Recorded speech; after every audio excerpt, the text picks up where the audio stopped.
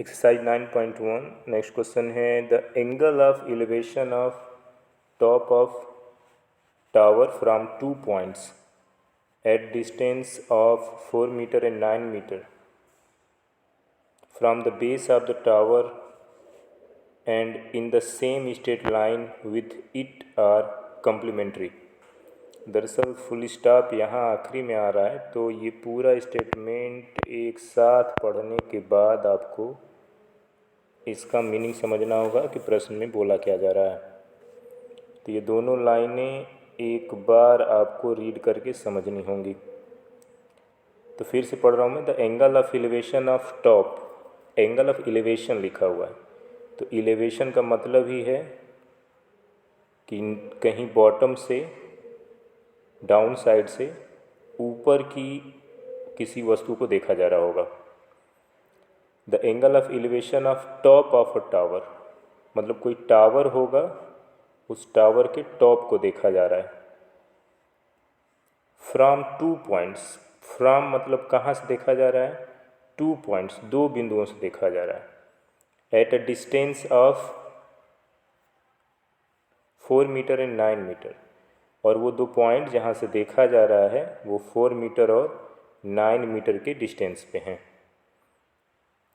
From the base of the tower, और जो ये दूरी दिया गया है 4 मीटर और 9 मीटर का, ये टावर के बेस से है, बॉटम से है। And in the same straight line, और एक ही स्ट्रेट लाइन पे वो दोनों पॉइंट्स हैं। विथ इट आर कम्प्लीमेंट्री, और उनकी खासियत ये है कि वो दोनों आपस में कम्प्लीमेंट्री हैं। अभी तक जितने क्वेश्चन आपने पढ़े होंगे उसमें एंगल्स की वैल्यू गिवन थी 30 थी, 60 या 45। यहाँ पे एंगल ना देकर उन दोनों एंगल में रिलेशन दिया हुआ है कि वो दोनों कम्प्लीमेंट्री हैं। तो यदि ऐसा है तो आप कम्प्लीमेंट्री एंगल जानते हैं कि एक एंगल को यदि आप x मानते हैं तो इसका कम्प्लीमेंट्री 90 माइनस x हो जाता है। तो प्रूफ करना है, proof that height of the tower is 6 metre. तो जो टावर होगा जिसके टॉप को देखा जा रहा है ग्राउंड पे, एक 2 पॉइंट्स है जो कि एक ही स्ट्रेट लाइन पे हैं, और एंगल ना कम्प्लीमेंट्री है, वो 6 मीटर का होगा, ये प्रूफ करना है। चलिए डिटेल में समझते हैं।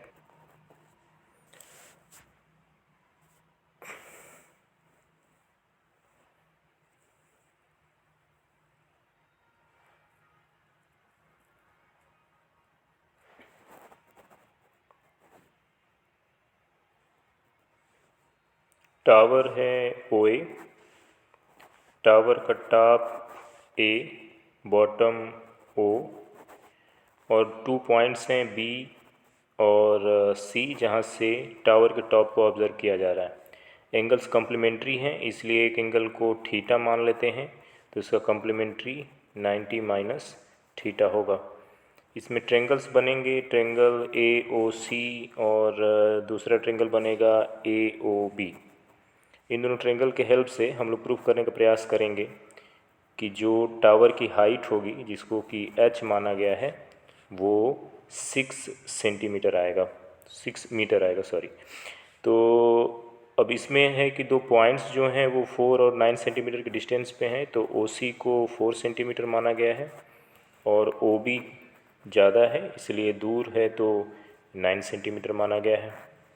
अब इन 2 ट्रेंगल का यूज़ करके हम लोग प्रूफ कर लेंगे कि h की वैल्यू 6 आएगी।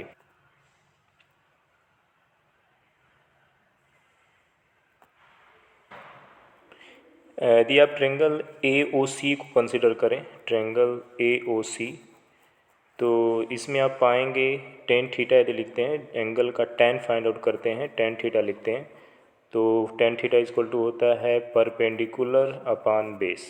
तो इस ट्रेंगल में परपेंडिकुलर OA है और बेस OC है। OA को h माना गया है, इसलिए हम यहाँ पे h लिख ले रहे हैं, और OC बेस जो है वो 4 सेंटीमीटर है, और इसको हम लोग इक्वेशन 1 मान ले रहे हैं। उसी तरीके से हम लोग चलते हैं ट्रेंगल AOB के अंदर, ट्रेंगल AOB के लिए। इसमें यदि आप ध्यान दें तो ये जो एंगल बन रहा है यहाँ पे 90 माइनस थीटा, जो कि एंगल बी है 90 माइनस थीटा बन रहा है। और यहाँ पे पता है कि राइट एंगल ट्रेंगल है जहाँ पे ओ की वैल्यू कितनी होगी 90। तो हम लोग ये जो एंगल है ये a triangle A O B के अंदर, ट्रेंगल ए ओ बी के अंदर ये जो एंगल ए है ये कितना होगा, इसको हम लोग फाइंड आउट करेंगे। तो किसी भी ट्रेंगल के अंदर, चाहे वो ट्रेंगल कोई सा भी हो, किसी भी ट्रेंगल के अंदर यहाँ पे हम ए ओ बी को कंसिडर करें तो थ्री एंगल का सम हमेशा 180 आता है। तो यहाँ पे थ्री एंगल्स हैं ए ओ और बी, इनको ऐड करने पे 180 आना चाहिए। एंगल ए की वैल्यू नहीं मालूम है तो हम ए सिंबल यूज़ करते हैं। ओ 90 डिग्री का है और बी को 90 माइनस थीटा माना गया है और ये सब सम करके 180 के इक्वल आएंगे। एंगल ए की जगह पे ए ही रहेगा और ये दो 90 एंगल्स हैं, 90 और 90, ये दोनों 90 आपस में सम होकर 180 बनाएंगे और ये एंगल थीटा जो है वो बचा रहेगा माइनस थीटा के रूप में। बोथ साइड 180 है तो ये आपस में कैंसिल आउट हो जाएगा। तो यहाँ से एंगल ए और एंगल माइनस थीटा यहाँ पे बचेगा। थीटा को ट्रांसफ़र करेंगे तो एंगल ए की वैल्यू आ जाएगी थीटा। तो इसको आप याद रखें। तो इस तरीके से इस दिए गए डायग्राम में थीटा दो जगह दिख रहा है। एक एंगल ए सी ओ की वैल्यू, एंगल ए सी ओ ये एंगल थीटा है और दूसरी वैल्यू जो थीटा दिख रही है हम लोगों को वो दिख रही है एंगल ओ ए बी, ये एंगल थीटा दिख रहा है। तो इन दोनों एंगल का यूज़ करके हम लोग ट्रिग्नोमेट्री के फार्मूले को यूज़ करेंगे और रिलेशन फाइंड आउट करके वहाँ से प्रूव करने का प्रयास करेंगे कि एच की वैल्यू 6 आएगी। तो ट्रेंगल ए ओ बी में यदि हम tan थीटा लिखें तो tan थीटा की वैल्यू आप लिखेंगे ओ बी जो कि परपेंडिकुलर होगा और ओ ए जो कि बेस की तरह काम कर रहा होगा। ओ बी की वैल्यू 9 गिवन है जो कि टावर के बॉटम से जहाँ से देखा जा रहा है वो दूरी है और ओ ए हम लोगों ने टावर की हाइट माना हुआ है एच। तो इस तरीके से tan थीटा की वैल्यू 9/h आ रही है सेकेंड इक्वेशन से। तो फर्स्ट इक्वेशन में tan थीटा की वैल्यू थी h/4 और सेकेंड इक्वेशन में tan थीटा की वैल्यू है 9/h। इस तरीके से हम लिख सकते हैं from equation first and second we have both equation में tan थीटा ही लेफ्ट हैंड साइड में है तो राइट हैंड साइड की वैल्यू h/4 और 9/h आपस में इक्वल हो जाएंगी। क्रॉस मल्टीप्लिकेशन करेंगे तो क्रॉस मल्टीप्लिकेशन करके हम लोग पाएंगे कि h और h स्क्वायर हो जाएगा और 4 और 9 का मल्टीप्लाई करेंगे तो 36 आएगा। 36 है जो कि एक परफेक्ट स्क्वायर नंबर है तो h इक्वल टू हम लोग लिख पाएंगे +-6।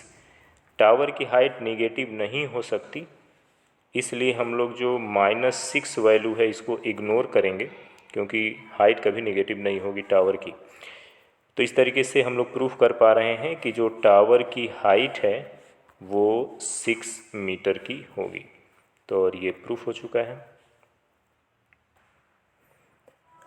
इस क्वेश्चन में जो सेकेंड इक्वेशन है उसको एक और तरीके से बनाया जा सकता है। जो ट्रेंगल ए ओ बी है उसमें जो 90 माइनस थीटा है यदि हम उसका tan फाइंड आउट करते हैं तो वो रिलेशन बनेगा O A upon O B perpendicular upon base.